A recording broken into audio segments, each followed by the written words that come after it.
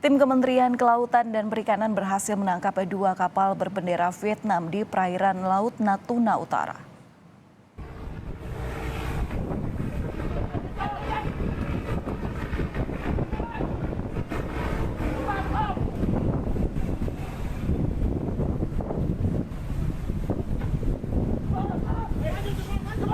Petugas pengawasan sumber daya kelautan dan perikanan Kementerian Kelautan dan Perikanan sempat mengejar dua kapal berbendera Vietnam yang berusaha melarikan diri.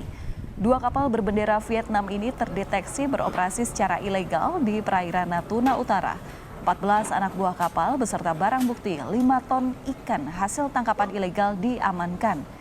Kini para ABK yang berhasil ditangkap dibawa ke Kejaksaan Negeri Batam untuk ke proses persidangan.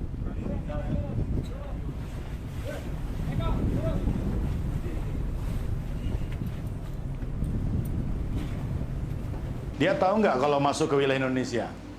Con này hỏi là cái đó